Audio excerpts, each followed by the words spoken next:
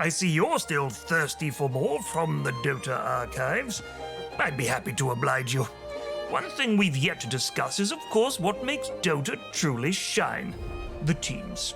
Disparate individuals, coalescing, united in a bond of kinship, of determination.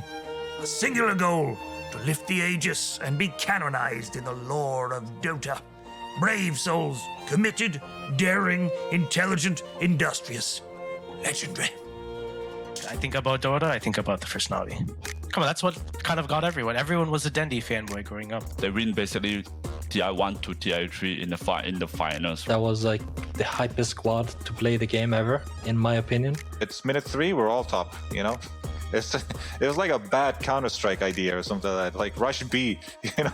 We're just rushing B every game and we're somehow winning.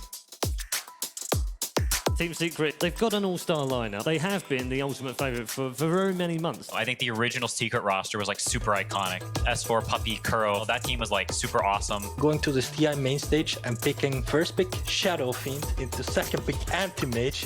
Sunglasses on, like I don't know what you're smoking. If Arturo wants to do some stupid stuff, you go with it, you know? And you make a good meme though. You make a good meme once you get out and lose after that one. Because the reverse video is too good, you know? Sunglasses, that's the reference. It's fine, you know, you can pretend like you're the shit, but don't vocalize you're the shit. Not quite how one would have put it, but indeed, as the fable of Icarus tells us, fly too close to the sun, and all those sunglasses will be good for is blocking the glare as you tumble back to Earth, your wings melted. But not all wings wilt in the heat.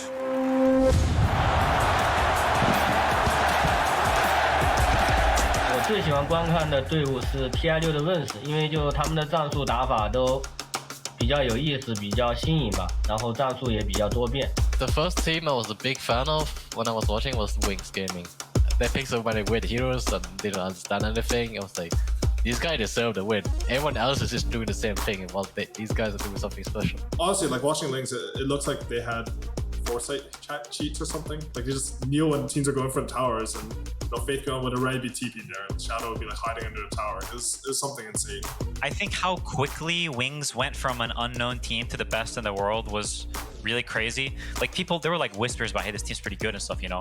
And we got voted into that summit as like the joke team, like we were atrocious. And you know, we scrim Wings and they beat us in like 15 seconds. They proceed to win that summit, and then they proceed to win TI. And we're like, wow, those guys went from like, who's Wings? To, oh, well, wow, they're the best. Okay, that's who they are. You couldn't help but not root for them. Like they were like the supreme definition of like a dark horse. 我觉得国外队伍上我选就是最能代表的可能就 OG 吧。因为他TI 8的时候就是在一个不被看好的情况下就夺冠了，很励志。然后过了1年以后，大家都忽视他以后，他又以一个完美的姿态去碾压了所有对手，继续夺冠。所以 Other teams came to these events and they weren't even close to OG. I think the first one, TI 8, I think LGD got really close, could have won. So I can't really say, but TI 9, like absolute domination. I don't think any team had a chance to beating them. It was just so ridiculously one-sided. Ah, yes, OG. I wondered when we'd be hearing that name. The underdog story is a popular trope amongst players and supporters alike. It's hard not to root for those of whom failure is expected. But perhaps in some cases that expectation is misplaced. Some of these chaps really are jolly good at Dota after all. For me, it's Puppy, just because, you know, he's the only player who's been to every TI winner. He's just been so good for so long. I mean, Puppy was just the first like really good captain in Dota. And he also played Dota, first Dota, and he was always on top. I mean, of course I'm contending for that one probably, but it's but I'm sharing it with Kuro, I would say, and Seb. Ну, я думаю, Себ, потому что это игрок, которому там уже 560 лет, который играет с начала доты, поиграл там на всех позициях, не знаю, поразговаривал со всеми, на всех разных языках. Seb has been here forever and staying here, also winning majors and stuff, coming out of retirement. Like he wants to win everything he plays. So he takes like personal offense when he doesn't win. No till. No2 is the most iconic players of all time for me. Mainly it's about his one, and then also the way that he leads the team. I learned a lot from him as well. 如果让我选那个一提到 DOTA 就感觉国内国外都很有代表的。从团队方面来考虑，就是如果从职业选手的角度来考虑，肯定是 No2。但是如果从就是个人魅力或者个人喜好的话，肯定是苏梅尔。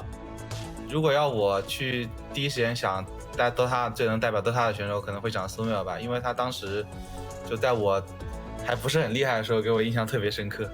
Look at Sumail. He made TI when he's 15. So I think he's like the poster child for like rags to riches, like pro player from nothing, just because he's just insanely good. And at TI5, there was probably the single biggest gap between a player and every other player at that tournament. He was just like completely untouchable. Everyone else could have just snapped their keyboards in half when they got on stage because they see this little 15-year-old kid on the stage. You know, you just can't do anything. He's just too good. Dota allows all to flourish.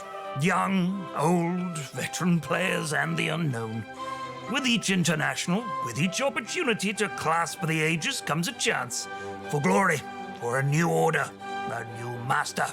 Which player will drag his comrades to the summit of success and look down upon the bodies of their foes, broken and bruised at the foot of the mountain of victory?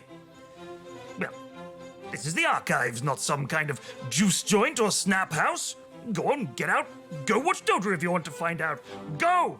Go! Good night.